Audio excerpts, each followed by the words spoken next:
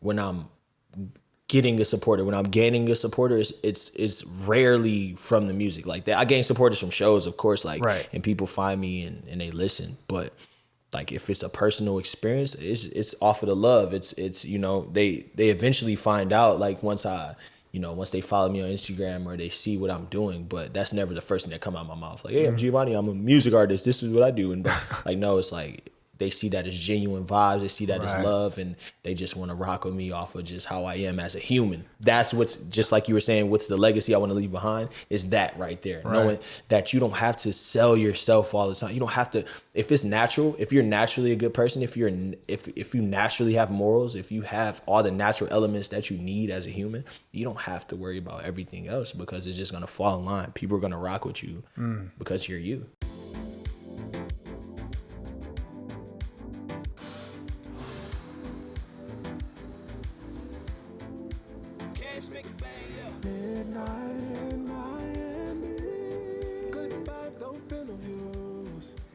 Ladies and gentlemen, how are you doing? It's your motherfucking boy, Gamero, the Pharaoh, the poor man's Robert De Niro. You know what I'm talking about? Bald version, baby, but still beautiful. You know what I'm talking about? How you doing? I am also very ecstatic to bring you another journey, another champion, another artiste in our studio today. You know what I'm talking about? But before we get to introducing the powerhouse that is in our studio today, ladies and gentlemen, what are you doing? You know what I'm saying? Go on YouTube, hit that subscribe button. You know what I'm saying? Yeah, because you can listen to us on Spotify, Apple Podcasts, Deezer, all that good stuff. But more than anything, ladies and gentlemen, go on YouTube. That's why we got damn 72 cameras in here, so you can see our beautiful faces. You know what I'm talking about? And speaking of beautiful faces, ladies and gentlemen, how do I introduce, ladies, someone as illustrious as the guest that I have before me? Ladies and gentlemen, I have had the honor of meeting a plethora of artists in this here set. But very few times have I gotten the honor of introducing an artist as versatile as this. You know what I'm talking about? Ladies and gentlemen, when I was doing my research on our next guest, I got the honor of getting the chance to look at some of his inspirations, and honestly, I was inspired by some of his musical influences, some of his background stories. Ladies and gentlemen, few men put on the blinders when it comes to working on their craft as much as the man before me. Ladies and gentlemen, for the first time in the Midnight in Miami studios, we have Giovanni. My brother, what's going on? How you feeling, big brother? Man, I'm feeling good, brother. How are you? Hey, that was a hell of an intro, man. I'm trying, bro. I'm auditioning for Hype Man over here, man, brother. Listen, I need whatever is in that cup right there. Bro, that's black coffee, brother. You know what I'm saying? It gets me going. Yes, Gio, sir. brother, thank you so much for dropping on by today. It's all love, family. man. Thank you, family. We here. Oh, man. How's everything going? First of all, how was the drive? How's your Sunday treating you, brother? Man, everything is blessed, man. You know, it's here with God, you know. Oh, yes, sir. First and foremost, and just, you know, as long as I got that source, man, we good. We man, that's the biggest shout out of them all right there. You know what I'm saying? You know what I'm saying? Oh, man. Gio, there's so many topics that we can get into today. You know what I'm saying? I'm very excited. Yes, sir. And first of all, you know, I like to start it off a little bit elementary, if you will. I gotta ask, where did it all start, man? You know what I'm saying? Where did the notion, the idea of music, when did it start first reverberating in your body? It started on Keystone and 7 Mile in Detroit, man. East side 7 Mile, Detroit, Michigan, man. That's where it all started. That's where I was born. That's where I got all of my inspiration from. That's where I got the first taste of the inspiration that I have today, the music, the craft, everything that you see who I am today. That's where it all started, man. Damn. How old were you when you left Detroit? Talk to us a little bit about that. I was like about the 8th grade. Okay. I think so. I don't know exactly what age I was, but I went to Atlanta for a little bit too. Okay. Like, I went to just go live with my dad, you know. Right. You know, growing up without, you know, like father influence like that, he like kind of moved out. So I kind of needed to reattach myself, or like just get that father influence. So I had to move down there for a little bit, and I was down there for a while. And then my mom came down to Miami for like a better life for herself, you know, get a better job and everything like that. And I kind of just ended up here. And my story is so crazy. I don't know exactly how I got here, but I'm here. Like it was just so random, like how all these occurrences happened. But I just kind of ended up here, man. And you know, now I'm here and we're doing great and we thriving. Man, yes, sir, man. First of all, I want to congratulate you on all of your success, brother. Thank you again, you know and vice versa, man. You guys are doing man. great. You don't see these signs. Oh, man, I appreciate that. I appreciate that, man. We strive to set up a vibe over here, you know what I'm saying? Mics and cameras are expensive, man. I appreciate that, man. Yes, sir, man. These are Michael Jackson mics is what I like to call them, you know what I'm saying? That's what he recorded a Thriller on, you know what I'm saying? Fun fact. Okay. Did you start pursuing music in Detroit, in Atlanta, when you got to Miami? Talk to me about that. I mean, well, the love for music, the craft, followed me throughout all those cities, you know, like it started the writing process. Well, first of all, let me bring it back to the source. My grandfather was a drummer. For ARETHA Franklin. Wow. And a lot of other people too. Temptations, he was just in that field, the Motown in Hitsville, USA. Bro, that's a flex, bro. Yeah. So that's where he started, you know. So he traveled the world drumming and just being world renowned like that. And then my mom, his daughter, was also a singer as well. My dad was a singer as well. Wow. Well, they both are singers. I don't want to say was, but they are singers, and they actually met through music, on tour as well. And so I'm kind of like a product of that, but a product of art, baby. You know what I'm saying? That's beautiful. Exactly, a music passion, baby, for sure. So it was always instilled into me. But when I was like 4 years old, I kind of tried my first rap out or whatever, and that was in Detroit. Atlanta, that's when I spent more time with my dad. So I got to focus on like recording and finding out who I was. I was still becoming a teenager, so I was still figuring out myself as that. But music was the thing that like guided me through all of that. Like even if I didn't have identity or like a personal identity, the music was my personal identity. 100%. You know what I'm saying? So that's the thing that kept me going throughout this whole entire journey. But I would say that, so, you know, Michigan, Detroit, that's where, you know, my heart and the soul, that's the soul of me. Atlanta, it kind of gave me the swag behind it. It kind of gave me, you know, the how to make a song, how to make it look good. But then Miami kind of just polished it all and allowed me to get bigger platforms. And, you know, people here, like no disrespect to anybody in Miami, but, you know, everybody's kind of laxed. So when you come to a city where they're laxed, you know, and you have this different mindset, like, wait, this is here? Wait, this opportunity is here? Oh, I'm about to take over all of it. So that's kind of what happened. So that's how I kind of got ahead, was because I had a different perspective of everything. So I got to like take things, you know, and use them to my best advantage. Hell yeah. He's in Miami, but he got that New York grind. You know what I'm saying? 24 hours nonstop. Nah, for sure, man. But hey, Miami is my home, though. I grew up on the beach. Like, I'm a beach boy for real. Like, you know what I'm saying? So shout out to Miami. Shout out to everybody in Miami. Hell yeah. Bro, and that shit inspires you to, you know what I'm saying, stay correct. I see you hitting the gym today. Getting swole, you know what I'm saying? Get correct. I like it. Because you got to impress. Bro, you got competition. You know what I'm saying? You got to impress. Not for sure. My past self is the competition, though. Oh, talk to us a little bit about that. Do you not dwell on the past, but do you think about what you've done in the past and kind of how you can one up that? Of course. That's the only thing that keeps me going, is because, like, okay, I know in fact that I'm not like anybody else. Like, you know, at least like mentally, you know, my thought process is a lot different. I mean, I might, you know, correlate with people. Like, that's what the music helps do, like to help resonate yourself with different humans around the world. But as far as like my immediate surrounding, I feel like sometimes I'm one of few who think like me. So I have to, you know, do what I'm doing to be able to express myself in the correct manner. For sure. Did you always use music as a forum or a vehicle to express yourself or to kind of vent about what's going on in your life? Yeah, I would have committed suicide a long time ago. Bro. Music. Gee. And I've expressed myself, like I've expressed that several times. You know, it was hard. You know, there was no real guidance, you know. Right. There was, like, I'm not gonna deny and say like, oh, my mom and my dad were just bad, but it was different. Right. You know, I came down here at 14 to South Beach. Like, you understand what I'm saying? You know how many things and for you to slip up and I could so many distractions, bro. Yeah, and I could have took that route, you know what I'm saying? But you know, the music has always guided me, you know, well, one, God. Yes, sir. The main guidance, God. Boom. Okay, there you go, right correlations there. right there. But he instilled the music in me because he can't physically be here with me, or he, she, it, whatever you want to call it, the universe, whatever.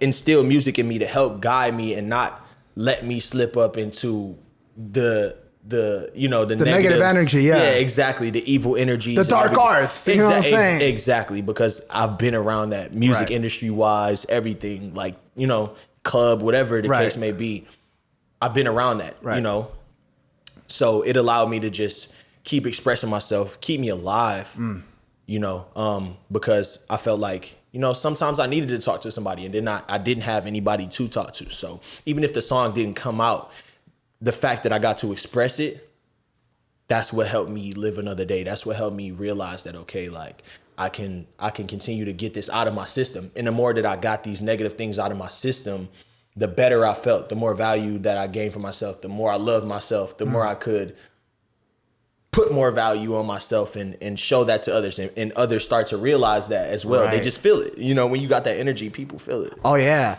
When you got that self-love, other people love you too. No, you know for sure, man. And you can love other people. Yes, sir. You know, and that's most important, you know? 100%. Talk to us about the importance of finding that self-love and maybe, excuse me, how your sound changed from before that moment that you fully acknowledged yourself and truly loved yourself, and how your sound changed from before then to now.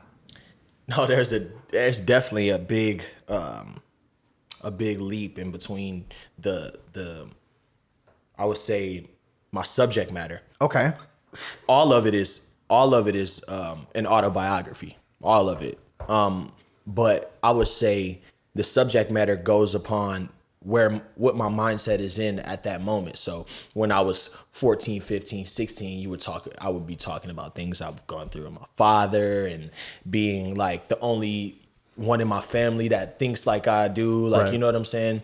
Like I had to deal with a lot of that as well. I'm the only combination of that. I'm like a bastard child. So my mom was married and then had a baby with my dad, and then my dad got remarried and then had kids as well. So I'm kind of like the in-between kid. So I was always like kind of the black sheep out of the family. You know, I was skateboarding in Detroit. So that was the only way I got to express myself through that. So you would hear early in my music kind of more dark and depressed, but still expressive and artistic. Like it's not just like, oh, why am I listening to this? Like, you know what I'm saying? It's like, oh, I get it. Like I feel that too, you know, rather than just like evil and dark, you know. But then now that I'm finding myself more and I found God more and I have a better relationship with God, you hear that more in my music. I'm not saying I'm making gospel music, but you hear the prosperity and you hear the overcoming in my music. You understand what I'm saying? Oh yeah, there's an arc, you know what I'm saying? There's an arc in the music. No, for sure. And that's beautiful.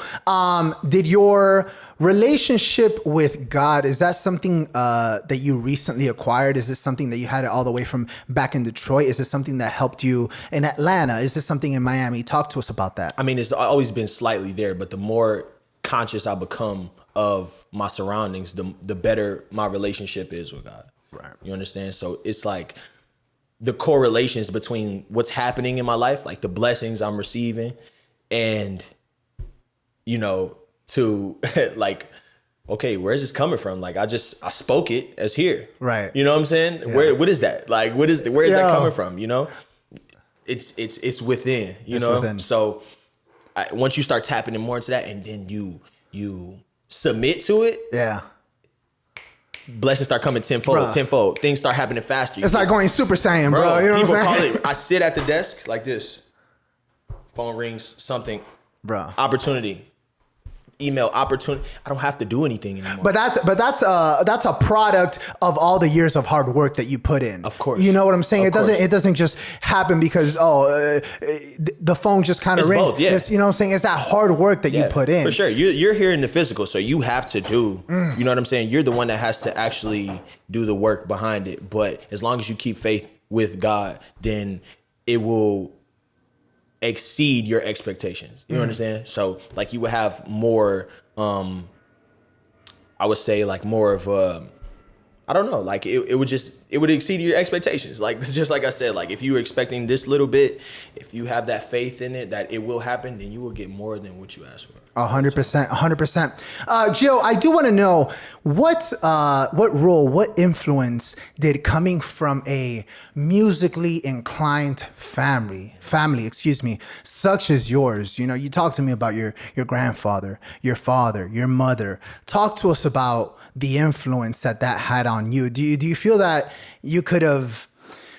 Was there any other choice? Like, you know what I'm saying? Like, I feel like you can't be like, all right, mom, I'm gonna be an astronaut. No, you know what I'm saying? Right. I mean, but, even though it's nothing wrong with being a doctor, absolutely not. All, but that's just kind of the influence that I was given as a kid. Yeah, man. So it would definitely be kind of weird if I went and took a traditional route. But yeah, man, I was super inspired by them, and then also like the one that did it for my inspiration. I mean, one that did it for like my generation was like my older brother, you know, because he was rapping as well. Like, and it was probably just for fun, but he was good at it. Right. So that was the one that was like, okay, that kind of triggered me to like actually be a rapper. Like, you know what I'm saying? Or I make all type of music, but actually start rapping and getting into the craft, you know, because of him. I looked up to him. He was the cool kid, you know what I'm saying? So I always wanted to be like that. So like when I was like 4 years old, they were like, this was like either 99 or like early 2000s, something like that. They had this boom box, and then like you can record on the boom box. Oh, bro, the boom box is bringing memories right now. Yeah. Like you could put the tape in, and then like you could like record like physically on the boom box or whatever. And like him and my older sister Destiny as well. Shout out to them. Shout out Doug and Destiny, brother and sister. They kind of recorded like little freestyles just playing around. They're probably about like 10 or something like that. And then they went to school. I wasn't in school at that time. Okay. So I would like peek in, and as soon as they went to school, I went in there. I recorded my first rap like over their tape. And they were pissed. They were pissed. But like, damn. But like that was a part of my ascension. Like, you know what I'm saying? And they make fun of me to this day for that. Like it was like a little corny little rap, 4-year rap. Like I'm talking about like I got mansions and mansions. Like that was my thing. Like, bro, he got bars. Yeah, you know what I'm saying? But I don't even know where that came from. I just knew I wanted to do that, and you know, I stuck with it throughout these years. That's kind of been my identity throughout my entire life, man. Right. Was it difficult to, as you say, quote unquote, find yourself, find your identity? I feel like it's something that so many people are still fighting with today. Mm-hmm. I mean, I'm still fighting with it today. I feel like most people are. I feel like to a certain degree, we don't fully know ourselves 100%. You know what I'm saying? Even till we die, but you do get further along in the spectrum. Talk to us about that journey for you. Man, you know, in one of my songs, I said, or the song that I have unreleased, I said, it's contradictive. I had to lose my mind to find some sanity. Like, so it was different. It was different. When I first came here, you know, like, I got here, my dad kicked me out. I'm gonna tell you that right now. So like, keep it 100. Yeah, keep it 100. Like I was in Atlanta. I have a great relationship with my father now because I'm a man and I can respect that. I know that's my father. But at the time, he didn't know how to deal with a teenage boy growing up. You know, he had little girls, so he was used to just telling them what to do. They did it, blah, blah, blah, da, da. But I'm a rebellious. When that testosterone kicks in, boy. Exactly. He felt like he had to, like it was another alpha in the house. So he didn't know how to deal with it. So he just shit me off. Right. Like, didn't even tell me. He just called me in the room. I hear the phone ringing. Then my mom's like, hello? And he's like, yeah, this is the flight information. Boom, boom. And then my mom's just getting to Miami. She's nowhere near setting up. She got a roommate. Bro, like it's a damn NBA trade, bro. No, for real. Like, so he's just reading off flight information. And then my fucking stepmom's crying. I'm like, what the fuck is going on? Whatever. So he just starts reading flight information off to like my mom on the phone. And then my mom's like, wait, what? Like, I'm at work right now. Like, what are you talking about? Like, and then he's like, yeah, because this, I'm like, wow, okay, cool. So I took it how it was. I thought it was fake at first, but then I got checked out of school. Thought it was a bluff? Yeah, I thought it was a bluff, but then, you know, I got checked out of school and then, you feel me, I was on that plane, but best decision he ever made in his life. But it was hard for me when I got here. Of course. You know, like I said, I was on South Beach. I couldn't resonate with anybody. It was super Spanish. I'm this black kid skateboarding, you know what I'm saying? it worked out for me because I was super different. Like, you know what I'm saying? I went to Miami Beach senior high and everything. Like, it worked out for me, like, you know, but it was hard throughout the years because, you know, this place is not set up for a kid. You know, no, it's not. Miami Beach, South Beach, it's not set up for a kid. And not a new kid. No, definitely not. But, you know, I found my way because I was me. So I had the music to guide me. So that put me in position to be able to do better things with myself and not necessarily just be a regular kid. And like I probably would have been in Georgia if I would have stayed. I would probably just went to college. That was the whole reason for me to go to college free. Okay. But I would have probably just went to college free and Right. graduated, had a little degree, and then got a little fucking job at Chick-fil-A or something. Right. Trying to, you know what I'm saying? Make ends meet, yeah. Yeah, but here I had to sleep on couches. I had to be uncomfortable. I had to be homeless. I had to be broke. I had to, you know what I'm saying? I had to work at all these retail jobs. Right. You had to grind. No, for sure. And that's what gave me the strength to go forward. And that's what made me build character. You know what I'm saying? Like finding myself, because nobody was telling me who I was. Nobody can tell you who you are. Facts. And that's the hardest thing. I deal with that with some people that are close to me as well. Like, they deal with stuff within themselves and they look for me for the answers. But I was like, I can give you inspiration. Like, the universe gives you inspiration, but like, you have to know how to, like, which keys to take and then use them on your, you know what I'm saying? Right. Use them for yourself, use them for your own theories and your own philosophies and finding yourself that way. So that's been a part of my journey throughout the years. Like, I've been here since I was like 14 years old. So, that's been my journey throughout the years. Me, like, in high school, like, it's crazy, bro. Me, like, the first day of high school, it was Fat Joe's son first day too at the Oh shit, for real? So that's kind of like, yeah. So like, he comes in, like, I'm here with this skateboard, skinny jeans, skate shoes, and then he's like fucking Pelly jacket, fucking big ass New York hat on, Tim's. It's hot as hell outside though. Bro, yeah. I can see it now, bro. Yeah, and then they're like, yo, like, fucking, like, oh, yo, Fat Joe's son's here. Like, you gotta like rap with him, da da da. I'm like, all right, whatever. So like, and then in school, like, There's I was a scene out of Max Keeble's Big Move. Continue. You know, for real. No, for real. And then it's like, you know, we used to get the lunchroom popping. Like, the whole lunchroom used to be outside just for us. Like, you know what I'm saying? And through that, like, he's like, you know, we don't have it's how can I explain it? We're not as talkative as we were. Okay. But I thank him and his father for a lot, because through that world, that's how I got. That opened a lot of doors and made a lot of connections that I use to this day. Like, I just DM'd him the other day, and Fat Joe, I DM'd him the other day, and he's like, yeah, man, I was just thinking about you. Like, I hope you're all good. Like, it's love still. Like, you know what I'm saying? Man. And I'm glad for that. But, you know, through that, I've met so many producers that put me into position. I have different mentors through that side, and you know what I'm saying? So, and then that is another character building thing as well, because fuck it, we're going to talk about it. I didn't take a deal from Fat Joe. I didn't take the deal.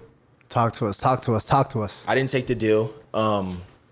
So I don't know if I was fresh out of high school. I think I may have been like 18 or 19. And, you know, one day I just got the phone call, and he's like, yeah, just come to the house and let's talk about it. I got a situation. So I went to the house or whatever, and it's love. He's like, Fat Joe's like shirtless. He's like fucking eating a coconut. Like, bro, that's beautiful, yeah, bro. I need that self-confidence, dog. You know what I'm saying? It's love. Like, I was around there. I was in their house. I was like, you know, super cool with their family. Hell yeah. You know, it's all love to their family to this day. Like, but I went over his house. He's like shirtless, eating a coconut, and he's like, yeah, so I got this deal, like, da da da, like, this is what I want to do. But he was like trying to put me in the collective with his son. Okay. And I was like, I have different morals than your son. Like, I can't, like, it's love to your son. Like, it's love. That's my bro. That was my bro at the time. Like, but he was like a rapper son. Like, you know what I'm saying? Gotcha. No disrespect to anything. Like, it's love. Like, I hope he's doing good on his journey. But he was a rapper son. And me, I have this underdog energy where I didn't want to like shit on him in a sense. Okay. Because that's his son. Right. And then like, I didn't want like jealousy and envy a course. part of it. You know what I'm saying? And then on top of that, I just knew that it wasn't time. I probably would have been John Doe on the shelf for that entire deal. And then, well, now you got my master's for years. And was that your first offer? Yeah. Okay. That was my first offer. I've had others throughout the years, but I just want to prepare myself so that I have the leverage in this situation. So that's what I've been gaining throughout the years, gaining my team, gaining my numbers, my marketing, my branding, just figuring that all out, because I didn't fully have my music identity at the time. I was just a kid, like, you know what I'm saying? So I knew I was tight. I got bars for days. Like, we can do that all day. You just knew you had talent and passion. Yeah, exactly. But I didn't know who I was musically at the time, and it wasn't time, but me not taking that deal, like maybe 3 years after that, for the next 3 years, I was like, fuck, should I have taken it? Like any person is gonna be like, yo, you, but I'm like, nah, this is the fire, the gas to the fire that I need to go harder. Like, this is what I need to go harder, and go harder. I did. People saw that. I'm Cool and Dre's. I'm going at Cool and Dre's, and they're like, yo, you're the one that didn't take the deal? Like, I'm going to the studio. They're like, you're the one that didn't take the deal? I'm like, yeah, I didn't, bro. And they're like, fuck, like. On some Dave Chappelle shit. Yeah. You walked away from 50 million? You know what I'm saying? No, for real. Like, on some shit like that. You know what I'm saying? But it wasn't. It was. I don't want to talk too much about it, but it wasn't any money. And in retrospect, now, today, not 3 years from now, today, in retrospect, do you believe you made the correct decision? Yes. And why is that? Moral. Stay true to yourself. Yeah, like I said, it built my character. It built my self-value. I wasn't ready at the time. If I would have got signed then at 19, I wouldn't know how to act. I would have been a cocky fuck. Like, you understand? Like, I would have been like, deal at 19, and then you know what I'm saying? And then I wouldn't have respected the craft. I would have been making music and letting them mold me, because I've dealt with producers from that side that tried to mold me.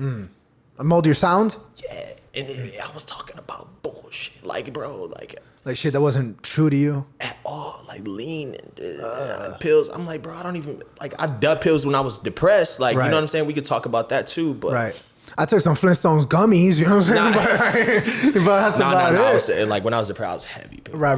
But that was like 20. That was around that same time, actually. But I wasn't glorifying it. Like, that was something I was going through. So I wasn't with that. Like, you know what I'm saying? It didn't feel right. When I went to go play it back, when I went to go perform it, it didn't feel right. Like, it didn't sit right with me, And, that was, like I said, that was a part of the journey, because it allowed me to figure out what I did, like, what was true to me, what sound, and the more I got with God, the more my music sounded glorious, the better my voice got, the better my lyrics got, the better my songwriting got, the fact that I didn't take the deal, people around that I met from around Fat Joe took me a lot more serious, and I got more opportunities than what I probably would have had being sorry for my language, the little nigga on Fat Joe's side. You understand what I'm saying?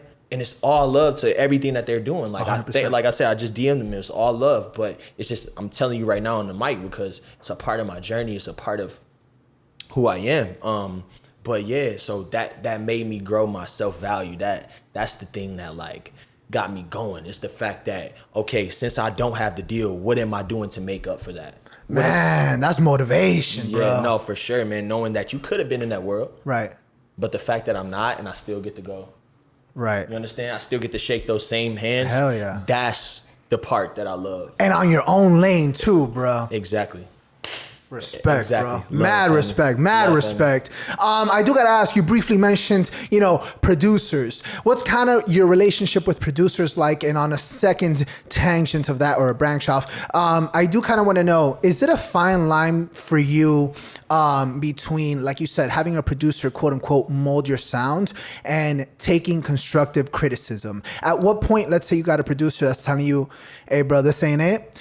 Do you take it into account, scratch it, do it again, or do you go with your gut feeling? That's a great question.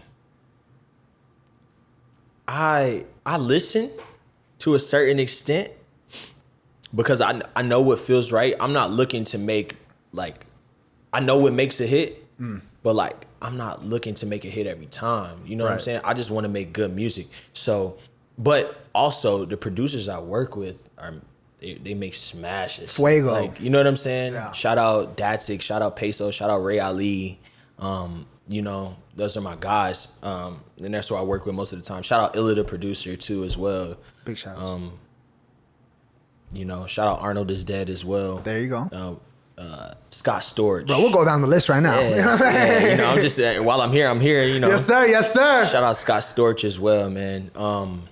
But yeah, these I work with smashmakers, so it's really not a lot to criticize, you know, on both ends, because they know I can write well, Right. and their beats are a smash 100% every time. 100%, So it's like but I do like creative. I hate people that lie to me like, oh, this is great. Like, I'll be like, you know, they'll tell you a little line or something like, yo, instead of this, you should say this. You know? So those are the things that help a little bit, you know, to make it make a little bit more sense and not just from my perspective, you know. Right. So I'm not afraid of criticism at all, man. Right. Do you kind of, have you formulated an opinion as far as, you know, the age old question when it comes to artists about being independent, signing with a record label? It's something that, you know, it's so back and forth. There's pros and cons to both sides. And kind of, I mean, clearly you've already been exposed to an offer and multiple since then. Talk to us about, what's your view on that? Do you think the pros outweigh the cons of being independent and owning everything, or getting a bigger financial backing from signing with a record label? Talk to us about that. As far as the label goes, like, it can help. It can help. But the independent route allows you to have, like I said before, have more leverage in this situation when it is that time, you know, because those who don't know, like, when you're independent, you're forced to learn the business. When you're just trying to be an artist and trying to get signed, you don't know the business, so it's easy to get fucked over. Oh yeah, it's easy to sell your soul. It's easy to not own yourself. Right. You understand? So when you have that leverage, when you have your own distribution, when you have your own publishing, when you own all of your masters, when you have hundreds of thousands of streams, when you have your own branding, when you own your own LLC, and then you come and say, okay, here's a package of everything that I already own myself. Right. How can you manifest that into something greater? Right. Clearly I'm doing my shit. What can you do to make it better? Rather than please sign me. Right. You know, rather than please let me tickle your balls and try to get $1 million. Like, no, here, I got something to offer. Exactly. Look, we got this. We can make this. So let's get on the same page. And that's what I'm at right now. That's why I created this society, is because I know it's not about myself. You can build an atmosphere around you that can help with that, and that can make it make sense, because that's what they want to see as well. They want to see that it makes sense to the community around you. They want to see how you move the streets. They want to see how you perform. They want to see who's really fucking with you. Like, they want to see if people really rock with you. Right. You know what I'm saying? So, yeah. So it's just about, like I said, creating the self-value and creating the leverage. Facts.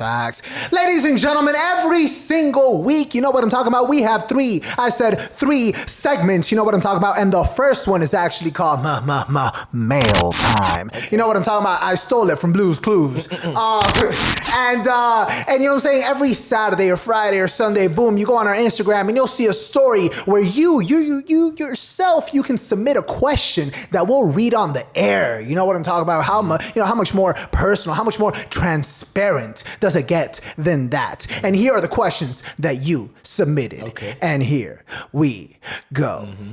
Geo, the people ask, what's one quote that has always resonated with you? Ooh, okay.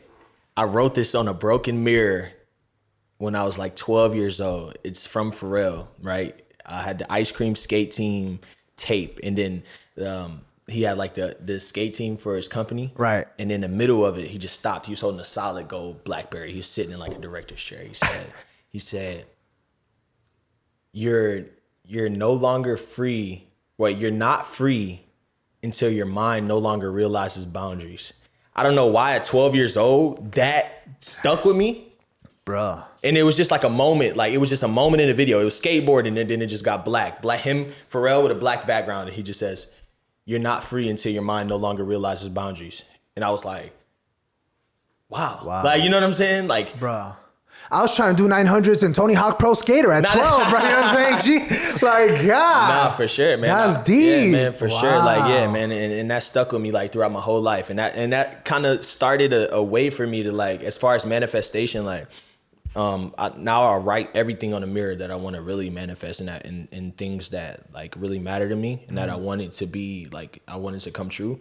Yeah, man, I start to write it on mirrors and windows and everything like that. So that kind of started that whole... That wave. Yeah, yeah. Hey, that's what's up. That's what's up. Great question and even better answer. All right.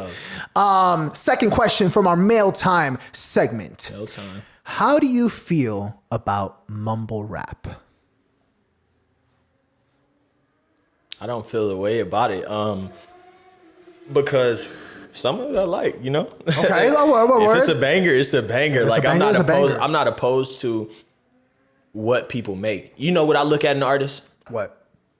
Their marketing and their performance. That's all I care about. Damn. If they can perform, if you can rock a crowd, I'm rocking with you. Right. You know what I'm saying? Yeah. If you can move people, I'm rocking with you. If it's a banger, it's a banger. Like, you know? So I really don't have a problem with it. I'm a true artist, you know? So I care about lyrics. I care about what I'm saying. But I can definitely make a song with some of them. There you go. Little whatevers. Right. Little whatevers. Yeah. It's love. It's love. 100%. I'm never going to disrespect it, man. 100%. Bro, I watched the Bow Wow versus Soulja Boy versus battle. Yeah. Soulja Boy did the same song 3 times, but he still had, bro, he was as hyping the first time as the last time. Exactly. So I was like, respect, bro. You know what I'm saying? And that's that marketing. And I bet you hung that phone up and went, she make it clap. Yeah. And then they went on tour, bro. What you mean? Exactly. Oh my God. And then the last question from our Mail Time segment, and you know, this one's a little bit deep. You can get as introspective as you would like. Geo, what do you want your legacy to be? I want my legacy to be, the message that I want to leave behind is that you could be great with God. You can be great with moral. You can live righteous. You can still be cool and live righteous. I'm not saying you got to go to church every Sunday. But as long as you have a relationship with God, as long as you're true to yourself, and that's where that starts, being true to yourself. As long as you have that, you'll be okay. You can do whatever you want. The power is within you and God. As long as you have that relationship, you'll have unlimited power because you're getting it straight from the source. You're getting it straight from the source. So just stay true to yourself. Your music will be better as long as you're true. If you're true to yourself, you're not lying. Less lying you have to do, the less lies you have to cover up. I don't know. You're about to come over here, drop bars, brother. Okay. Nah, but for sure, I just want people to know that you can be you. You don't have to settle, or you don't have to be confined, or you don't have to change who you are to be cool. You know, people, as long as that self-value is there, people smell it. They smell it. They feel the energy. They'll attract to it naturally. Big facts. Ladies and gentlemen, thank you for sending in those questions every Friday, Saturday. Go on Instagram, go on social media, send in those questions. Mail time. There you go. Bro, I appreciate someone that gets my references, bro. Gio, talk to me about the relationship, and a few times have we seen it more apparent than today, the relationship between fashion and music. You got the get up fully on pack, brother. You know what I'm saying? Flex. Show him what's good. Okay. Came correct. More importantly, the hat, man. Yes, sir. Peep the hat. Go to thesociety.com/shop, man. Go cop that hat right here. Cop that hat. Get that plug in. Talk to us about that fashion, It's super important, man. If you want to be influential, well, one, it's in me, not on me. Just first and foremost. You know what I'm saying? I can be naked and still have the same sauce that I got. Hey, it got to be in you, not on you. But it's definitely as far as marketing goes, it helps you be influential. It helps people want to be like. It helps you let people want to be like you and want to tap into your brand. It's another thing to look at. Right. The thing about art is that we cover the senses, cover the senses.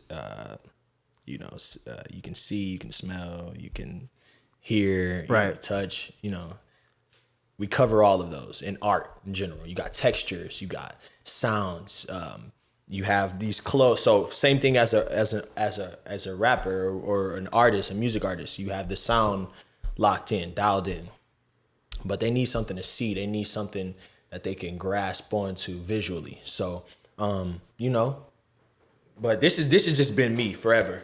My sister, like I said, she was like a super cool kid in high school.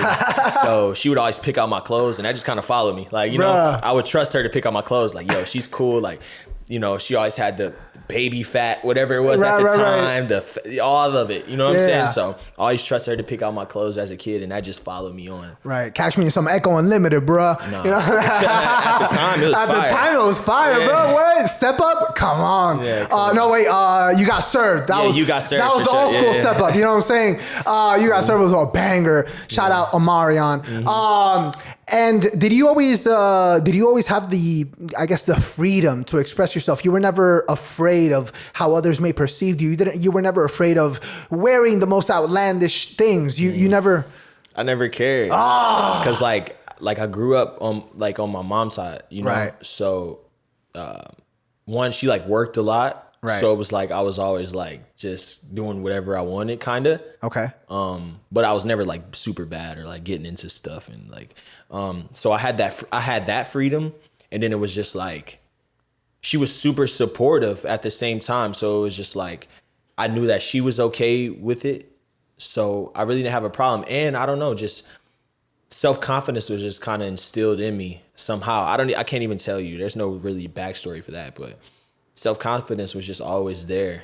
Well, I do want to know, I do kind of want to ask what, because I think that you overcame an extremely large hurdle at 14 and being quote unquote the new kid and having such a different perspective and having such a different style. I mean, I can only assume from everybody else that was here in Miami. Yeah.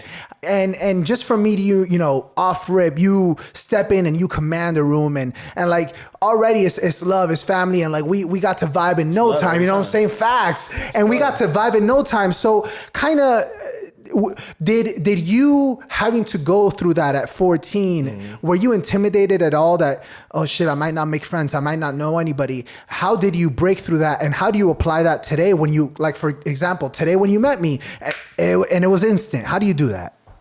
Well, when I was younger, it was the music. It was the music more than anything. Throughout the school, throughout my school years, I've always had I've always rapped, and I've always had music to guide me. So I knew I was the best at all times. Matter of fact, that's how I met Will. Can we bring Will in? Yo, Will. Oh, come on, come through. Slide, bro. Come through, because you know what I'm saying. Earlier he played the role of security guard against the pizza man. You know what I'm saying. I'm gonna need you right here because I don't think the camera can catch that. You know what I'm saying. Yeah. My bad. No, but yeah. You know what I'm saying. He definitely he got. We can just use this one. Yeah. But no. So he was asking me wait, you want to repeat it really fast? Yeah, I mean, first of all, the pizza man, you know what I'm saying, we had a hurdle today, and the man, you know what I'm saying, he came through, because I know there was a pizza man that was lost. So I know that much. But continue, talk to us about what's happening. Okay, so basically, he was talking about, just how do I have the confidence that I do, and how can I command a room, and how did that how did that form about throughout the years? And I was basically telling them I knew that I was just the shit at rapping and stuff like that. And that's how I met him. I met him actually in Atlanta, going from 8th to 9th grade. Oh shit, okay. And he was he's an artist as well, Respect. So when you have that, what was it called? What's that? The little freshman orientation. Yeah, freshman orientation. Yeah. I come in, I walk in, right, and he's getting his hair braided by 6 girls, right? God damn. They're playing in his hair or whatever. Me too. And then, and then I'm whatever. Everybody just knew me for rapping because that's just what it was. Right. That's how I made a name for myself. And they was yo, you got to battle this guy. And then years later, he tells me everybody's coming up to him, telling him, yo, you got to battle this dude. And then, you know, we ended up rapping, and then it's been my guy ever since. Respect. 13 years strong. 13 years. All right. What do you got for the people? Talk to us a little bit. Yo, what's going on, everybody? Shout out to Midnight in Miami, man. Appreciate you. Will Weeks checking in, man. First and foremost, man, God is great. Yes, sir. God is great, man. I can't take credit for anything that's happened in my life without giving the credit to God and you know, just placing the right role models around me to you know, receive the right character traits and to continue to move forward, man. So by the way, that camera just said 4-4-4-4. Hey, that numerology. As soon as we spoke God's name, 444, everything's in line. But yeah, man. It's a great Jay-Z album. Geo quite some time ago, and the story is in line, bro. I was the new kid at the school. Geo had been in Atlanta for quite some time. He made a name for himself. So when I stepped in, they like, oh, who are you? I'm like, oh, I'm Will. You know, they're like, where you from? I'm from Baton Rouge. They're like, oh, what you do? I say, I rap. They're like, oh, you rap.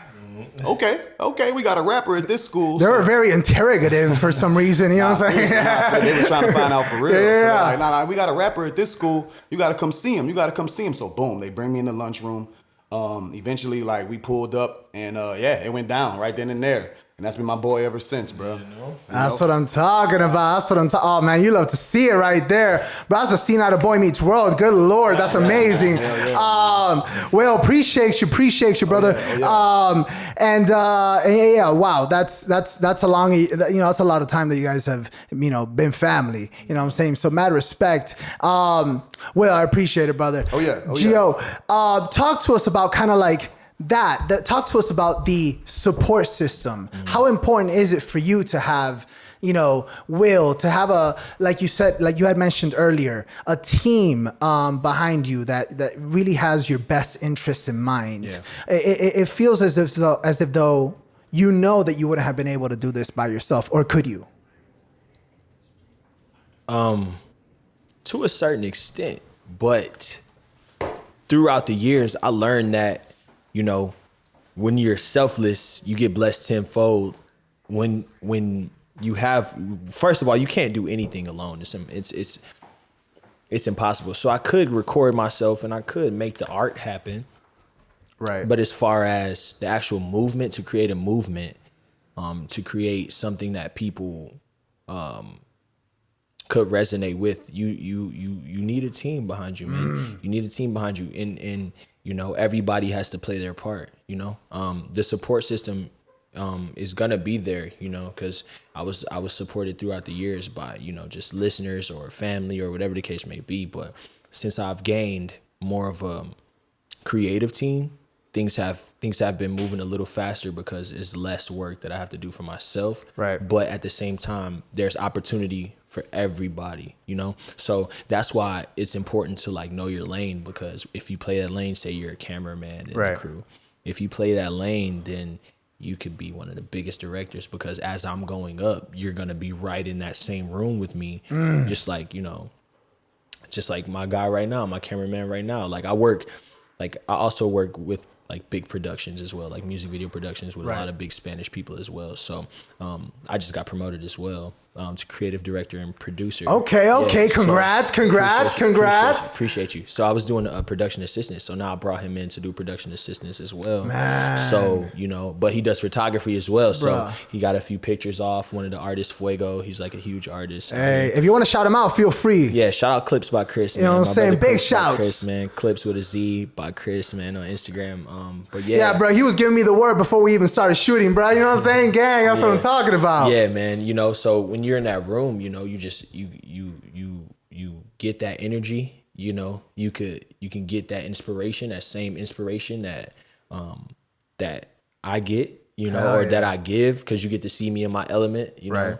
But you also get to shake different hands that can put you in a better position for yourself. Same thing with Will, you know what I'm saying? Like, just being here, you know, anybody who's around is going to be blessed tenfold. Like, that's just because that's the energy I attract on top of everything else. But I just want to see everybody do good. The team, I want to see everybody do good, man. I'm super selfless in this, and that's what's most important to me, man. It's just seeing people prosper, man.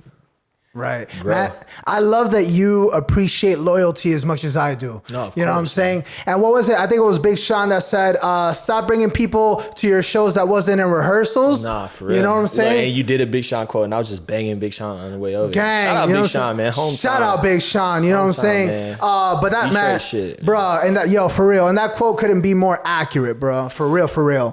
Gio, I do want to know if you met someone who had never listened to your sounds, who had never listened to a single one of your songs, how would you best describe your sound to them? Life music.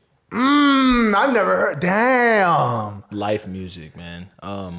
Everything is an experience, whether if I'm talking about a party or I'm talking about personal experience. Everything is a personal experience. But the music is not what I'm worried about when I'm getting a supporter. When I'm gaining a supporter, it's rarely from the music like that. I gain supporters from shows, of course, like right. And people find me and they listen. But like if it's a personal experience, it's off of the love. It's you know, they eventually find out like once they follow me on Instagram or they see what I'm doing, but that's never the first thing that come out of my mouth. Like, hey, I'm Giovanni, I'm a music artist. This is what I do. And like, no, it's like they see that as genuine vibes. They see that as love, and they just want to rock with me off of just how I am as a human. That's what's, just like you were saying, what's the legacy I want to leave behind is that right there. Right. Knowing that you don't have to sell yourself all the time. You don't have to, if it's natural, if you're naturally a good person, if you naturally have morals, if you have all the natural elements that you need as a human, you don't have to worry about everything else because it's just going to fall in line. People are going to rock with you because you're you. Right. You know? Like you said, connecting on a human level. Such a powerful statement. Yeah, man. We just meat robots, man. Oh, man. Oh, Brian, that's facts. Ladies and gentlemen, every single week, you know what I'm talking about? We have I said three segments, and the second one is actually the movie review of the week. You know what I'm talking about? And in this beautiful segment, we ask our illustrious guest for a suggestion, a recommendation. You know what I'm saying? Let's say you got a crowd of 2 million people, and they got 2 hours to kill because they're waiting for a GEOVONNIEx concert. You know what I'm talking about? And you know what I'm saying? You want them to watch a TV show, a movie, anything like that. Netflix, Hulu, HBO, doesn't matter. Whatever it is, maybe something that you're binging, something that you love. What would you recommend to the people? That's a hard one because I barely watch TV at all. Like I watch like YouTube and stuff. Bro, anything, dog. Anything, bro. Sarah J's. I'm usually watching Midnight in Miami. Oh man, that's a mini video right there. Appreciate you, bro. Love. But maybe a show. One I watched recently was On My Block. That was pretty cool. Okay. Yeah, I binged that. So that was a dope show. I got super hooked onto that. I love anything with Johnny Depp in it. Anything Johnny Depp, he's amazing. Anything with Will Smith is amazing as well. Yeah, that's pretty much it. I don't really watch a lot. Good. You said On My Block, right? Yeah, On My Block is the show. Where's it on? Netflix. All right, and out of 5... Or is it Hulu? Is it Netflix or Hulu? What is it? Netflix, right? Netflix. Yeah, it's Netflix. Netflix. Yeah. And out of 5 stars, what would you give it? I give it 4.8. Damn. All right. Yeah. That's accurate, bro. Respect, man. Only because, like, I don't know. It might be my attention span. Okay. Maybe. Or just, like, what I want to spend my time on. But, like, you know what I'm saying? But when I did watch it, it was good. Like, I was actually paying attention to the story and what was going on, and I could follow the story. Right. So it was cool for sure. Nah, I feel you on that. First of all, thank you for that movie suggestion. TV show On My Block. Love. 4.8. Bro, I feel you on that, bro. Sometimes I'll watch one movie and it'll take me a week because I'll watch 15 minutes, I'll go to editing, put 2 hours of work in, and then I'll go back to it. You know what I'm saying? See, you know the grind. Bro, you know how it is. Gotta do it. You know what I'm saying? Gotta bring everybody that GEOVONNIEx footage. You know what I'm saying? One way or another. But of course, thank you for that suggestion. Brother, I guess talk to me. I do want to know, what do you feel were some of your biggest musical influences growing up? You know, I got to see that you were, or you told us that you came from a very Motown influenced, very Motown heavy family background. Did that apply to you as well? Kind of where did you break the mold? And yeah, like what were some of the biggest artists that you resonated with? Well, starting from my grandfather, like he's just a Detroit player, so that's like, you know, he got that talk, like he knows how to like he talks how I talk. I guess I got it from him because he like talks in metaphors. He talks in like the way he gives his lessons isn't like, oh, you shouldn't do this or you shouldn't do that or don't hang with these people. Instead of saying don't hang with those people and you'll get in trouble, he'll say walk around the shit, don't smell it. Ooh. You know what I'm saying? Like shit like that. Like that's how he talks. So that's where I got like that old school swagger, baby. You know, for sure. Like man. real Detroit player shit. Like, you know. So it was that. I would say my grandfather, Pharrell. Like as far as celebrities, Pharrell's probably my number one. Okay. He's the most influential to me. Just for like his mindset, his peace. You know, he's really about like self-peace, like peace, you know, and unity. Right. So I love that as well. He also doesn't age. There's At that, all. you know He's fucking immortal. Straight up. Straight He's up. fucking immortal.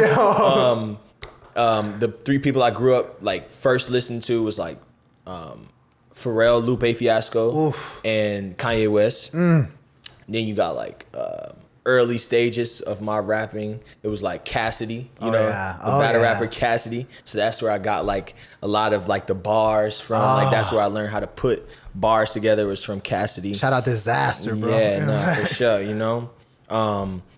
Yeah, but really just Lupe, Kanye, and Pharrell. And then like recently, I really like Tyler, the Creator. He doesn't give a fuck either, and he's super creative, musically inclined. And creative in general. No, in general. Just really anybody. Big Sean. Well, I'm tripping. Big Sean. Man. Big Sean, man. Hometown hero. Yeah, no, for sure. Like more than Eminem to me. Oh shit, that's a bold statement, bro. More. He's a hometown hero more than Eminem for me. Because I like Big Sean because he enlightens. You know, he doesn't like try to like bash people for like, you know, like Jake. Like no offense, like J. Cole. He'll say something about like the new generation, but then he'll kind of bash them. You know what I'm saying? The little whatevers. Yeah, the little whatevers, exactly. But then like Sean, he'll he'll tell you what you should do. Like, you know what I'm saying? He'll say something like, just know you attracting the energy that you put out there. You're a walking magnet. Like he'll say something like something simple as that. It just will make you know what to be aware of yourself. Like, okay, I'm not gonna act like this because then it can come back to me. Like, something as simple as that. Any other artists I'm thinking of right now? Man, as far as influence, I'm really influenced by anybody that's dope around me. I listen to my friends and my peers more than anything. So I listen to a lot of Will Weeks. Okay. I listen to a lot of Charlie Bravo. I listen to a lot of Overdose music. I listen to, who else am I listening to, man? Manila Rose. I'm listening to her right now. I'm listening to, who else in the city? It's a lot of people, but I definitely listen to a lot of my peers. Hell yeah. You know, more than anything. That's what I'm talking. Yeah, because they're right there. You know, why not support them? Like they're right there. They make just as dope music as anybody on the radio. So, and then you got the convenience of just like DMing me like, yo, that bar was dope. Yeah, you know what I'm saying? Fire. Like, you know what I'm saying? You know what I'm saying? And I'm not even looking for like the response back or like for them to support me back. It's just this is what it is. I think you're dope. I'm gonna support you. I'm gonna put you on the show. I'm gonna try to, do whatever I can do. Listen to you. The least I can do is listen. Of course. Of course. You talk about a response back. Mm-hmm. How important do you feel that it is to have that sort of feedback from your peers or from the general audience? Do you get disillusioned when maybe you put out a song and it gets X amount of hits as compared to another one? Or does it not matter to you because you were able to be creatively expressive with yourself? Boom, there you go. I don't really care. I do now because it's a business. Right. That's just how it is. But as long as I can express myself and I think the song's fire, then we're going to eventually get it out. You know, I have hundreds of songs in the cut that are not released for business reasons. But the fact that I can get it out is the main thing. But, music is stocks. Music is basically like watching stocks. So you never know what the song is going to do. You never know what the song is going to do. If you playlist it, it's going to go up. It's going to fluctuate. Right. Everything fluctuates. So it's really about what the streets like. Right. And, once you see what they like, then you go with that vibe, or you can just continue to test the waters and try to get them to get your brand. And that's what I want to do in the situation, is just I love making all kinds of music. I don't want to just make one type of music because the streets like it. I want to make music that I like and then get the streets to understand what I'm trying to do. You understand what I'm saying? Is finding the formula a pain in the ass for you? And in the sense of like, has there ever been a chance that you can think of, or a moment that you can think back to that you made a song and you're like, well, Billboard, get ready, motherfuckers. And then it flopped. Or you're like, all right, well, this is some TikTok bullshit. I'm gonna put it out because it's 2 a.m. and I'm drunk or whatever. Like, That's and then never any of my music. And then it's right. And then it's a banger. No like, TikTok bullshit. Right. But no, I've definitely had high expectations for a song that didn't do as well as I thought it would. But that's just a part of the business side of it. You know what I'm saying? Right. And that means that you have to learn more. That means you have to invest more time, invest more money into it, and take your time. Like, free Fetty Wap, by the way. But Fetty Wap, he pushed, what was that, Trap Queen for like 3 years before it popped. Yeah. It was 3 years. So you really have to just grow your baby, plant that seed and water the seed and water the plant and watch it grow, watch it flourish, watch it. You understand? So that's the point I'm at right now. Like, I have so much music, so it's like, it's hard for me to just water one plant when I got like a whole catalog in the cut. For real. But I try to give it a month, 2 months every song to try to really like push it. But then at the same time, I'm still performing. Like, I know what songs I can perform. I know what songs people like and what people, it's easy for them to learn. Like, you know what I'm saying? So, yeah, it's just about learning the business side of it. I've definitely had high expectations. What do you feel is the best way that you can describe a GEOVONNIEx performance? The greatest experience of your life. Listen, man, my performance is definitely one of the main pieces to my musical puzzle. Like, that's where I grab the supporters. That's where I grab the attention, is because my energy is so high and I'll be willing to do anything. I don't know. If anything, I don't know if you guys cut stuff in, but it's, oh my God, look, 444. Wow. Bro, that numerology, bro. Crazy. Shout out Jay-Z, great album, 444. Crazy, man. But so I don't know if you guys can cut it in, but I'll send you a video. But like on tour, I hang from ceilings. Send me that. You can see it on the screen right now. Right there, boom, crowd surf, jumping, everything. Boom. Okay, yeah. So I really, like I said before, when I look at different artists, I look at their live shows. If they can rock a crowd, then I'm with it. You got me. I'm sold. Like, you know what I'm saying? So it's the same thing. If you can do something to impress me in real life, not just say something and then be boring on stage. Like, there's a lot of rappers that do that. There's a lot of artists that do that. 100%. As well. I just paid $100 for this ticket. And now you're just sitting here walking in circles and walking back and forth on stage. Like, come on, bro. Like, but I put a lot of energy and I put a lot of passion into my live shows, and you feel it. So that way you can resonate to the song more, because you'll probably see an emotion in my face while I'm performing it, or you can feel the emotion off of me while I'm performing, or feel the energy off of me while I'm performing it. Damn.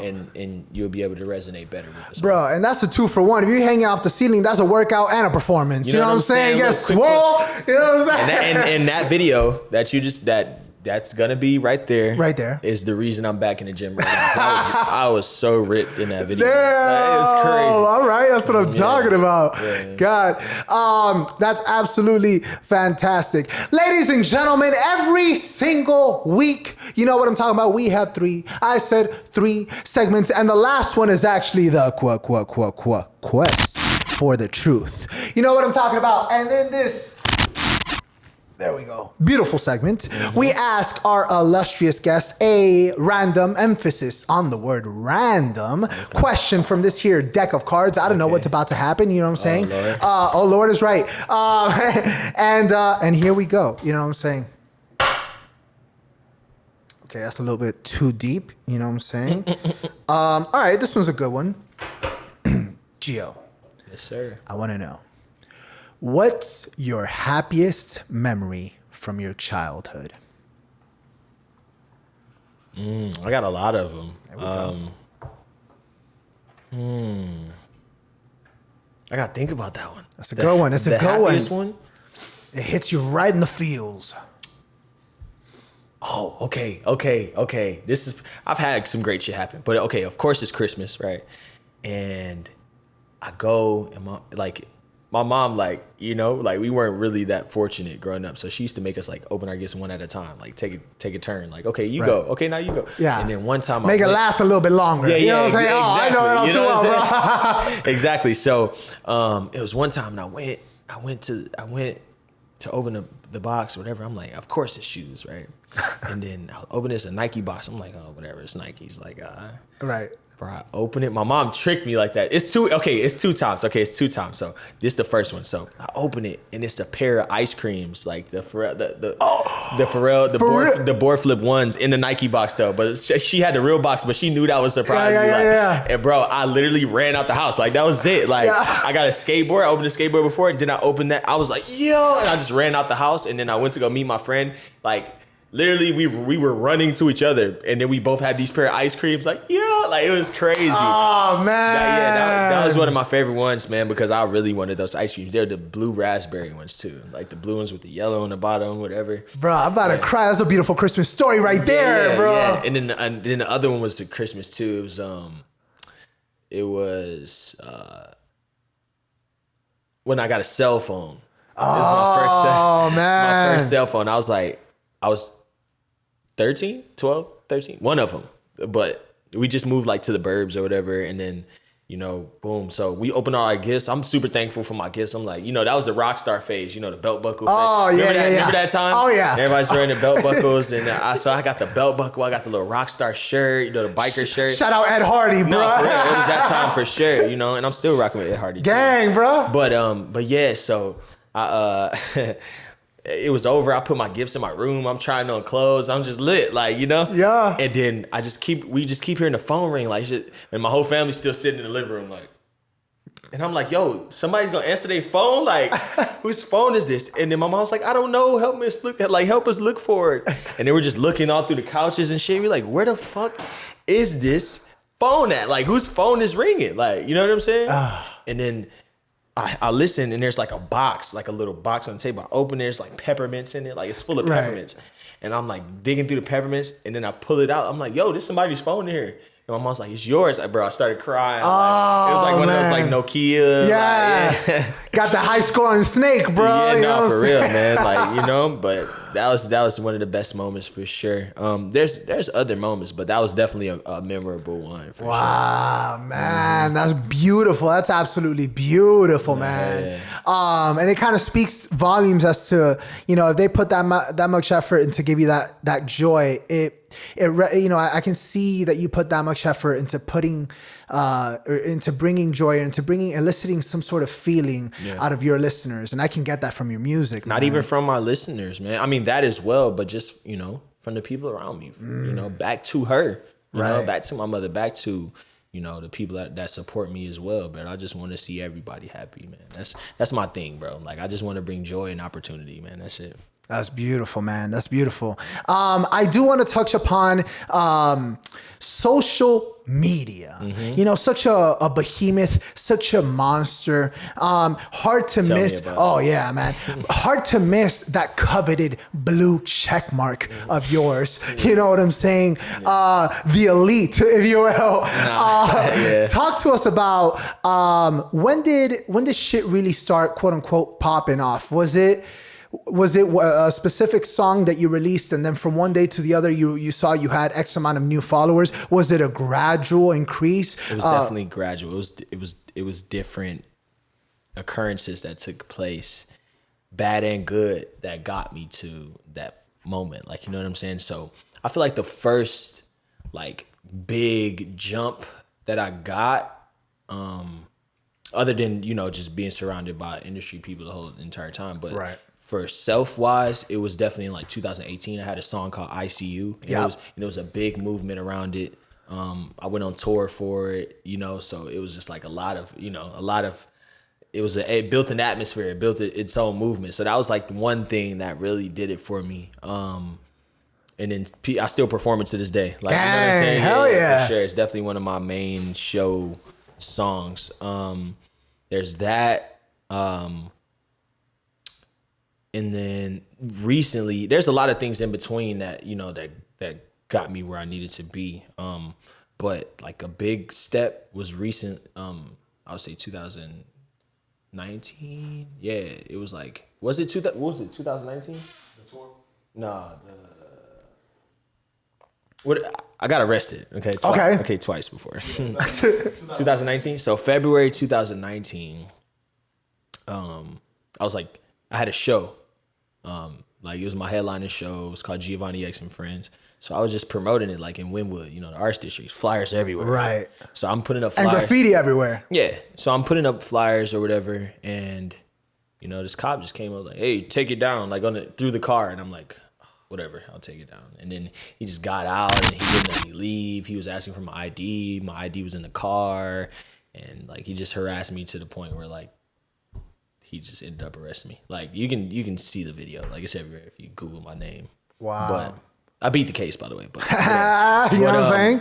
But yeah, so that was that, and then I kind of just got on all these publications, Miami Herald, all the Heralds, all the New Times, all the everywhere on the news or whatever, So that was a big help as well. Shout out to Deji from Paperwater for plugging me into all those publications and having all those people hit me up and interview me. Big shout out on all those news platforms. It was that, and then the other, I kind of got arrested for the same thing. I pulled like, I don't know how it got to the point where I got arrested, but it's crazy. Like that's guerrilla marketing, baby. You know what I'm saying? Straight up. Guerrilla marketing and having God body, they don't want to feel belittled. And it's not that I was making them feel belittled. I'm just me. They have to look up to talk to a God. Like you gotta straight up. Sir, can you? You know what I'm saying? Right. I'm 6'5". Like they're just little guys. That Mussolini complex, bro. No disrespect to police. Like I understand it's a job. You know what I'm saying? But fuck those guys. Yeah, like they felt threatened by me. When you have God energy, there's opposing energies. The dark arts. No, for real. Straight you know up. what I'm saying? And the second time it was me and Will. We had a slingshot, got the neon lights on it. I got green hair at the time. Damn. We just flexed up. I'm supposed to have a show, but this was like mid-COVID. So the show is being shut down. The streets are blocked off. Like they end up blocking off the first street, blocked off the back street. So I'm driving, and then now we're stuck in traffic. So now there's like 100 people in the street that, because they let out the show, there's like a side gate that they let out the show. So there's 100 people in the street, and then we're stuck. Cops are blocking the street. People are blocking, like people are leaving. So we're just stuck in the middle of this one-way traffic thing, right? And then the cop's like, "Oh, get out of here." I'm like, "Okay, we can't leave. Like, what do you want me to do?" So everybody's there. Like, they came to see me perform. Like, so right. So everybody noticed. I mean, I'm kind of flashy. I got a green shirt, green hair, right. Orange and blue slingshot car with the neon lights off of it. Like they noticed me. So people kind of hard to miss. Yeah, people are coming to shake my hand. So I kind of start performing in the street, like on the on some Beatles shit, bro. On the slingshot, and then that's when the cop was like, "Yo, just get down and get out of here." I'm like, "All right, cool." So I get down, still can't move. There's people in traffic all in the street. So the car is there. Will's like sitting down. I'm shaking people's hands and leaving. So I just see the cop walk up to me, and then if you watch the video, I'm like, "Oh, not again." Literally, not again. I'm like, "All right, we're leaving." I sit down, and then the cop started to raise his voice, and then he I guess that alerted 12 other police to come, and then they took advantage that the slingshot didn't have doors, and they snatched me out of this. So I got 12 cops on my back. I thought I was gonna die. Fuck? Yeah. I had to tell. Yeah, true story. I thought I was gonna die, but I ended up going to jail that night, whatever. Went viral again. And then a month later I got verified. Damn. Yeah, so I had to go to jail.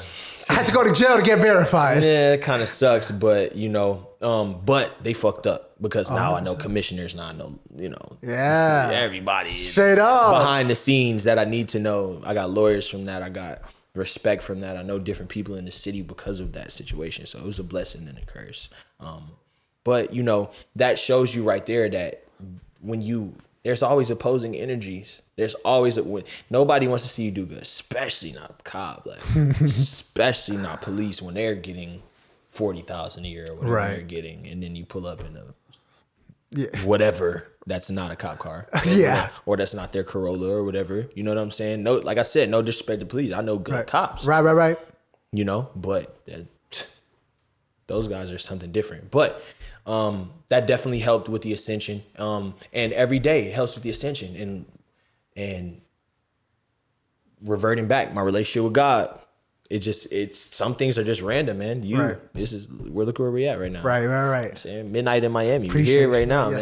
Yes, sir. These are just things that we can't control. You know what I'm saying? Some occurrences are just they just happen because they're supposed to. It's written. Yes. It's written. We don't know what's written, but it's already written for us. So you know, I just go with it. I'm thankful for it, you know, and I make sure that before this, I thank God. After, I thank God, and we'll continue to do it. When it comes out, I'll probably, you know, do the same thing. And yes, sir. Thank you, by the way. No, thank you, brother. Thank you. Love, you know. All love, man. So, you know, and every day is a different piece to the puzzle. Right. So I really can't tell you exactly what got me to this point because it's something. It's a culmination of everything. Literally every day. It's self, it's external, it's internal, it's everything.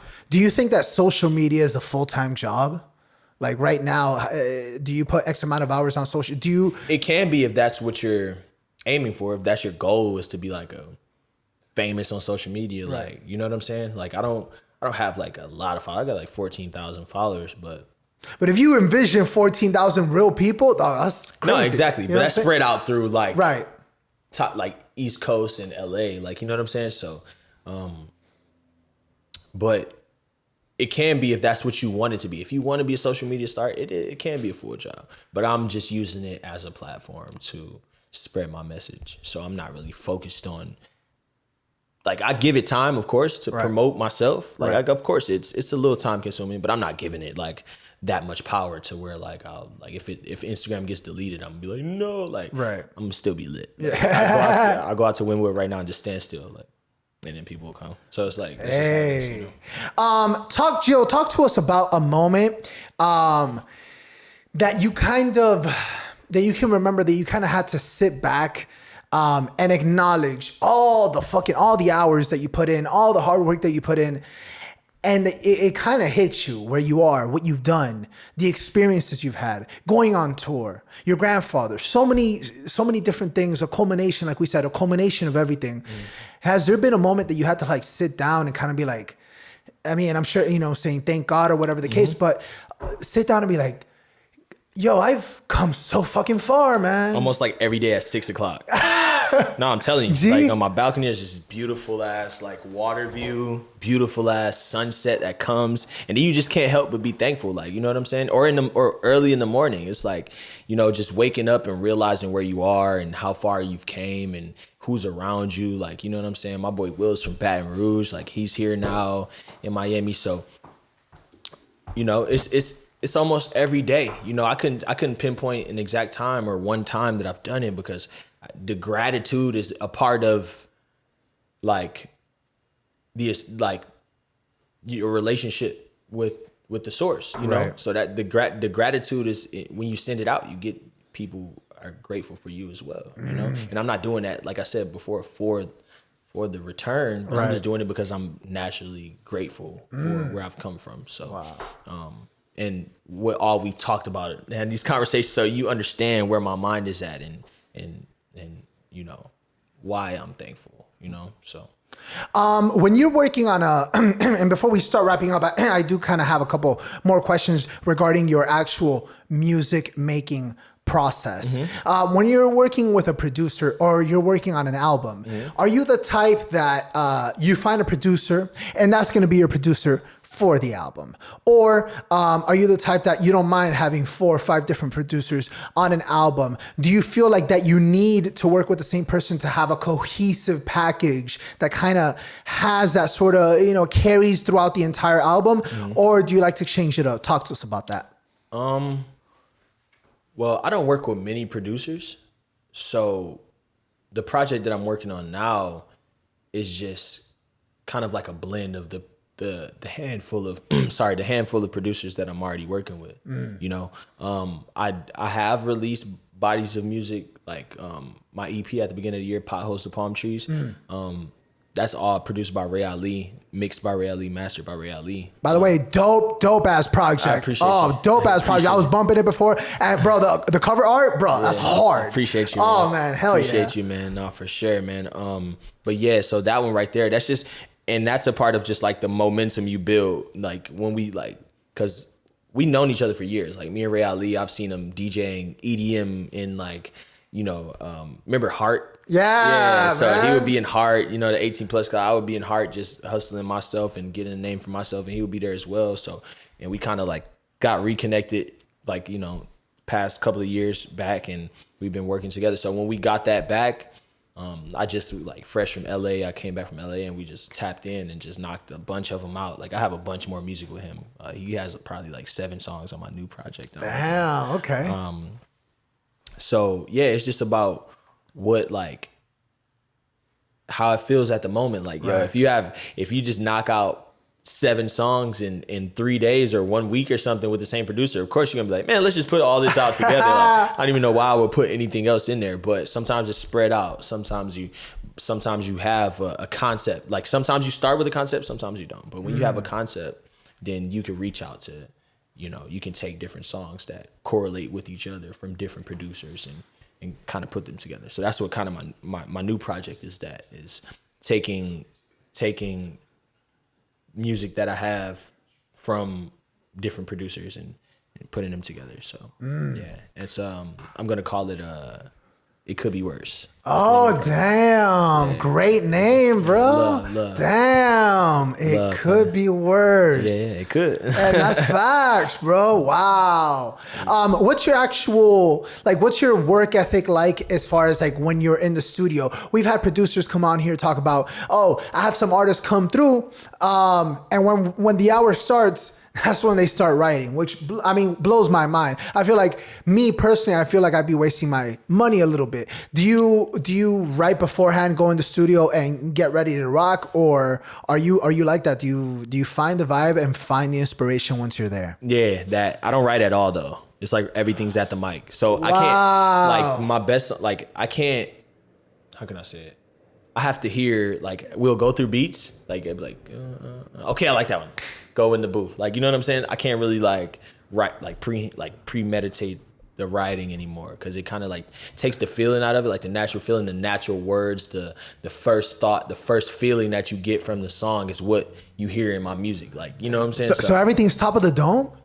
In a sense, yeah, like punched. Right. Or if I'm really feeling it, I'll freestyle the whole thing. Like, you know what I'm saying? But it depends on what song. It depends on what song it is, like, and how I feel about it. But everything is like, everything is just like it's just a feeling, like, you know, the words it goes through you. The source, bro. The source. Wow, bro. Source. Respect, Source, bro. Wow. Love. Bro, that's so, man, that is, bro, wow. You really amazed me right there, bro. I appreciate it. Man, for real, to be able to do that on the spot, to be able to, wow, man, that's very commendable. Very commendable. But yeah, I'm not going to lie and say that I don't anymore, but like when it comes to like my music, yeah, I do that. But like if I'm like I wrote a couple of freestyles to like beats that are hot right now, and I'll do it at home in my phone or something like that and then take it. But when it comes to like working with a producer, if we're making something from scratch, we're making something from scratch. Like I'm not gonna premeditate it at all. Right. What's your relationship with features? Are you the type to want features on your projects? I've seen some of your projects that don't have any features. Talk to us about that. I like features. It just depends on if it makes sense or not. That's really what I'm concerned about, is if the person's tight. I don't care about your clout. Like, you really have to be tight. Like, so if they're hard but they got 50 followers, it don't matter? No, not at all. Not at all. I got a song called Type Away with a kid named Russo, and he's just a kid that kind of like came around like my early show days, 2018. You know what I'm saying? Right. And then like, he just proved himself though. He always put his money where his mouth is. He invested in himself, quality work, quality sound. He's probably not he's a dope artist as well, you know, but I seen him grow and I was like, you know what? Fuck it, let's do this song. Like, and let's do a video. Like, you know what I'm saying? A dope video, you know? So I like just anybody that I respect, or, you know what I'm saying? Anybody that I think is dope. Like, you know?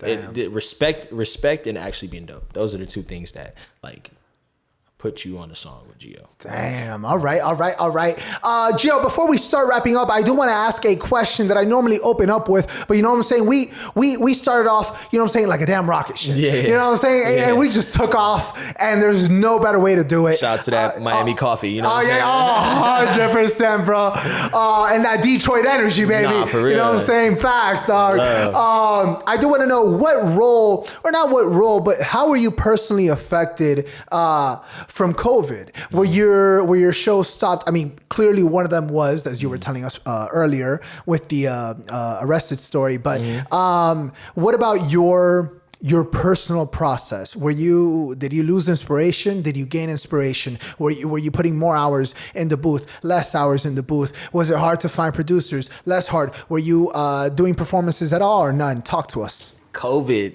right? Let me tell you, COVID was the ultimate test of who's really about it and who's not. Facts. Because if you're like, oh yeah, this job or whatever, then you're affected by that, and then but if you're a hustler, you have that natural grind in you, then you're gonna tap into something else. Like when COVID hit, I became a lot. Like I tapped in more with like camera work and production. That was the way that I could express art without doing a show, or like express myself creatively without like being too outside, kind of like, you know what I'm saying? So I would meet up one person, shoot them, and just grow and learn and different things like that. So I tapped into different things. Yeah, of course. I recorded a lot more music. I had more time to see who I was because there was nobody else to show me or tell me who I was, or like nobody else that I was looking to for like approval, because we had so much time to ourselves, you know what I'm saying? So that's the point I was at in COVID, man. And it definitely set a different tone, and it made me grind harder because we had to get it somehow. Those bills had to get paid somehow, you know what I'm saying? And that's facts. And not only that, but just being like naturally being a creator and naturally being a hustler, man. You just, it makes you feel uncomfortable when you don't like have those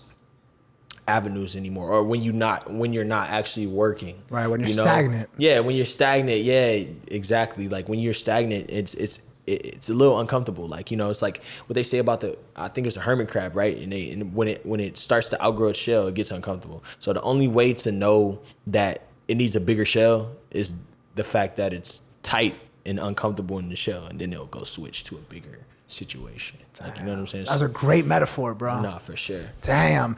Ladies and gentlemen, what an episode of colossal proportions we have had today. Can we please give it up for first time guest, GEOVONNIEx?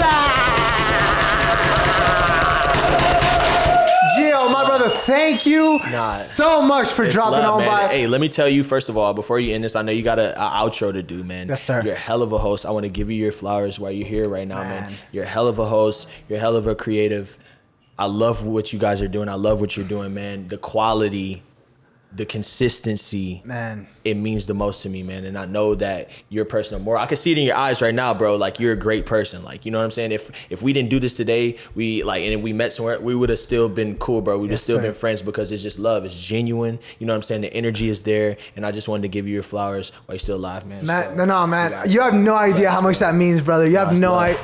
Bro, I mean, and you probably do, man. You probably do know how much it means. I mean, you know, putting the work in, and like you said, that consistency, that I know how much it takes for sure, man. Bro, like putting a song out or going in the booth when you have some personal shit going on, or maybe you got someone in the hospital and you're not really feeling it, but you have to go in because like you said earlier, it's a business. Exactly. So I appreciate you tremendously. I really do. I really do. It's all love. It's all love.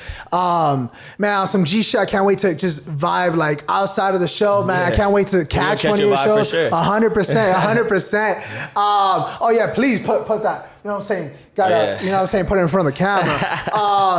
But wow, man, thank you tremendously for coming on.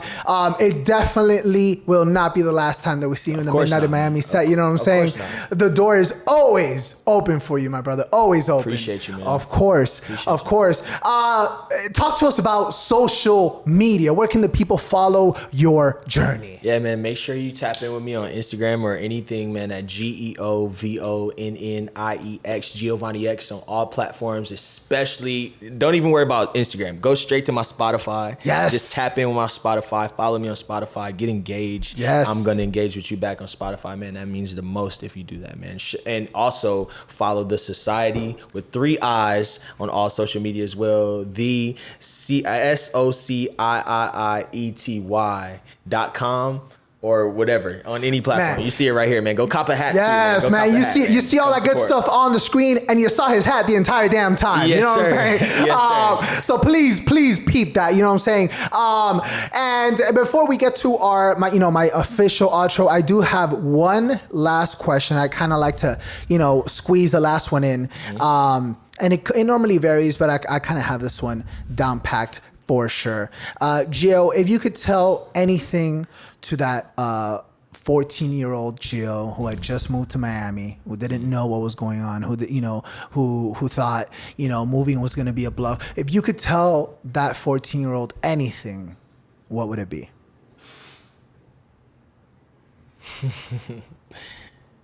Keep doing what you're doing, man. You're the shit. Don't ever compare yourself to anybody. Don't ever once deny your powers. Don't ever once fall into the traps of what the dark energies try to send your way. Stay true to yourself, and you're gonna be great, man. Look at us, man. We 26 now, going crazy. Man. Yes. Oh man, that's what I'm talking about, bro. I got goosebumps over here, brother. Write options. The song options. Write that in your head right now. Write it, bro. In case we have a damn time traveling machine, do that shit. Yeah, exactly. Oh my God. Ladies and gentlemen, every Thursday at midnight, what are you doing? You know what I'm saying? You go on Deezer, you go on Spotify, you go on Apple Podcasts, all that good stuff, but more than anything, you go on YouTube. You know what I'm saying? Yes, that's how you see those beautiful faces. That's how you see, you know what I'm saying, the fashion. Can you flex on them one more time? You know what I'm saying? Yeah, boom, boom, boom, shablam, shablam, shablam. Let's go. Okay. I like, oh man. Ladies and gentlemen, every Thursday at midnight, you know what it is. Please hit that subscribe button. Follow the man. You see all his social media, but more than anything on Spotify, you know what I'm saying? And go to one of his all-star performances. Yes, sir. Ladies and gentlemen, every Thursday at midnight, you know what it is. Holla.